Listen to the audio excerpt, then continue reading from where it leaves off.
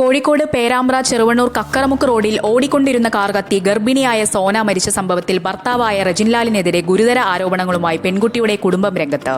ഇതൊരു സാധാരണ അപകടമല്ലെന്നും മനഃപൂർവ്വം കാറിന് തീയിട്ടതാണെന്നുമുള്ള സംശയമാണ് കുടുംബം പങ്കുവയ്ക്കുന്നത്. അപകടത്തിന്റെ രീതിയും സാഹചര്യങ്ങളും ഈ സംശയങ്ങൾക്ക് ആക്കം കൂട്ടുന്നു. ഷോർട്ട് സർക്യൂട്ടാണ് അപകടത്തിന് കാരണമെന്നാണ് പ്രാഥമികമായി പറയുന്നതെങ്കിലും കാർ ഇത്തരത്തിൽ കത്താൻ സാധ്യതയില്ലെന്ന് മരിച്ച സോനയുടെ അമ്മാവൻ AK സത്യൻ മാതൃഭൂമി.com പ്രതികരിച്ചു. ബോണറ്റിലെ എഞ്ചിൻ ഭാഗം സുരക്ഷിതമായിരിക്കെ കാറിന്റെ ഉൾഭാഗം മാത്രം കത്തിയമർന്നത് ദുരൂഹത വർദ്ധിപ്പിക്കുന്നു. മനഃപൂർവ്വം കാർ കത്തിച്ചതുപോലെയാണ് തങ്ങൾക്ക് തോന്നുന്നതെന്ന് അദ്ദേഹം ആരോപിക്കുന്നു.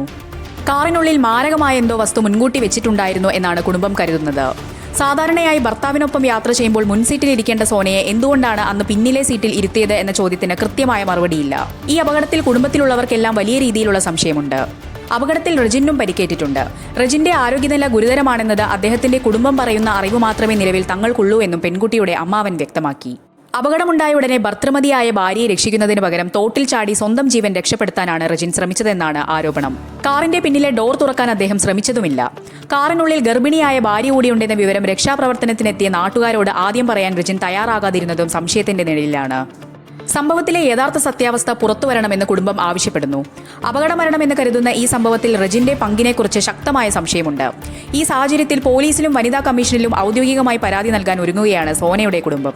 സോനയും റജിൻലാലും തമ്മിലുള്ളത് ഒരു പ്രണയവിവാഹമായിരുന്നു. റജിൻലാൽ ഗൾഫിലുള്ളപ്പോഴാണ് ഇരുവരും സാമൂഹിക മാധ്യമങ്ങളിലൂടെ അടുത്തതും വിവാഹത്തിന് തയ്യാറെടുത്തതും. എന്നാൽ ഇതിനിടെ റജിൻ മറ്റൊരു യുവതിയുമായി ബന്ധത്തിലാവുകയും ആ യുവതിയെ വിവാഹം കഴിക്കാൻ തീരുമാനിക്കുകയും ചെയ്തു. ഇതറിഞ്ഞ സോന മാനസികമായി തകരുകയും വടകര റെയിൽവേ സ്റ്റേഷന് സമീപത്തെത്തി ട്രെയിനിന് മുന്നിൽ ചാടി ജീവനൊടുക്കാൻ വരെ ശ്രമിക്കുകയും ചെയ്തിരുന്നു. പിന്നീട് പോലീസ് സ്റ്റേഷനിൽ വെച്ച് നടത്തിയ മധ്യസ്ഥ ചർച്ചയിലാണ് സോനയെ വിവാഹം കഴിക്കാമെന്ന് റജിൻ ഉറപ്പു നൽകിയത്. ഇരു വീട്ടുകാർക്കും എതിർപ്പായിരുന്നിട്ടും 2023 ഇവർ വിവാഹം രജിസ്റ്റർ ചെയ്യുകയായിരുന്നു. ചെറുവണ്ണൂർ കക്കറമുക്ക് റോഡിൽ വെള്ളിയാഴ്ച രാത്രി 9ഓടെയായിരുന്നു നാടിനെ നടുക്കിയ ഈ സംഭവം. കോഴിക്കോട്ടെ ആശുപത്രിയിൽ പോയ ശേഷം തിരികെ വീട്ടിലേക്കുള്ള വഴിയിൽ ചെറുവണ്ണൂരിൽ നിന്ന് കക്കറമുക്ക് റോഡിലേക്ക് കടന്ന ഉടനെ വയൽപ്രദേശത്ത് ഒതയോത്ത് താഴെ ഭാഗത്താണ് കാർ കത്തിയത്. ഇവിടെ നിന്ന് വെറും 2 കിലോമീറ്റർ ദൂരമേ ഇവരുടെ വീട്ടിലേക്കുണ്ടായിരുന്നുള്ളൂ. വയൽപ്രദേശത്തെ തോട്ടിനരികെയാണ് സംഭവം ഉണ്ടായതെന്നതിനാൽ ഓടിക്കൂടിയ നാട്ടുകാർക്ക് തീയെടുത്താൻ സഹായമായി. വലിയ സ്ഫോടന ശബ്ദം കേട്ട് ഓടിയെത്തുമ്പോൾ കാർ ആളിക്കത്തുകയായിരുന്നുവെന്ന് രക്ഷാപ്രവർത്തകർ പറഞ്ഞു. നാട്ടുകാർ എത്തുമ്പോഴേക്കും റജിൻലാൽ കാറിൽ നിന്ന് ചാടി പുറത്തിറങ്ങിയിരുന്നു. വസ്ത്രങ്ങളിൽ പടർന്ന തീ സമീപത്തെ തോട്ടിലേക്ക് ചാടിയാണ് റജിൻ കെടുത്തിയത്. കാറിന്റെ പിൻസീറ്റിൽ ബോധരഹിതയായി കിടക്കുകയായിരുന്ന സോനയെ കാറിന്റെ മുകൾ ഭാഗം അടർന്നു വീണതിനാൽ നാട്ടുകാർക്ക് പെട്ടെന്ന് കാണാൻ കഴിഞ്ഞില്ല.